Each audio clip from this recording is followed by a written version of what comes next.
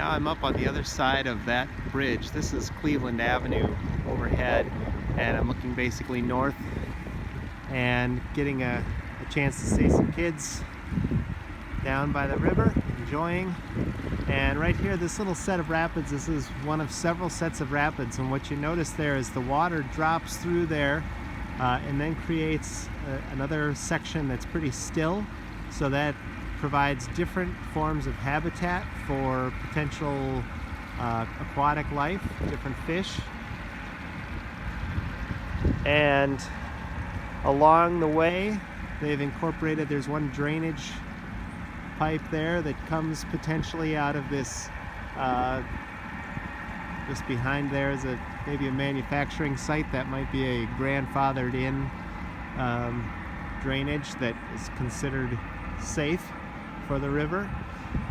But it's overall a remarkable change. I was along this same stretch about 3 years ago on a little tour, and we could barely get down to the river from up above. So just over here, this is the Pulaski pool building, and we took a little walk behind the building through some brush and found a little path through the weeds and made our way down to the river, and all you could see was the concrete lined channel and of course some occasional weeds growing all through here.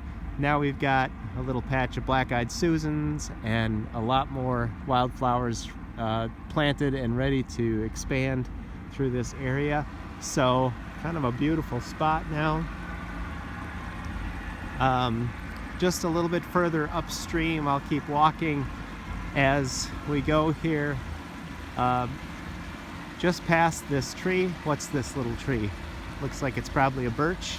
Yeah, I would say a river birch here. Makes sense, right? And you see a railroad bridge just up ahead there across the river, and that is a railroad bridge that obviously been in place for many decades, probably 100 years or more, that has been I think is still in use. But what I learned when I was on that tour a couple of years ago is that railroad bridge sometimes floods. That is, the water in this section of the river, when it was in that concrete lined channel, because it's draining so much of the watershed upstream, occasionally fills in this narrow channel to even flood as high as that bridge.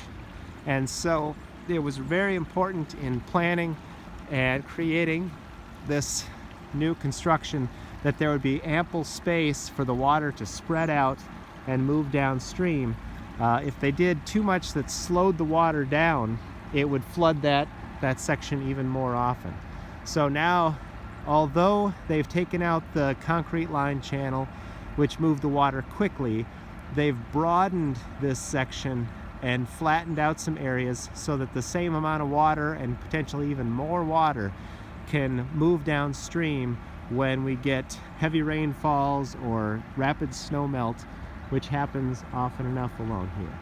So overall, the design is quite different from what was put in place back in the 1960s, and hopefully achieves a similar purpose in response to the need to drain water out of areas that might flood upstream, and succeeds even better in creating ecologically sustainable place, as well as a beautiful and safe place for neighbors, families, children to spend time and be out in nature.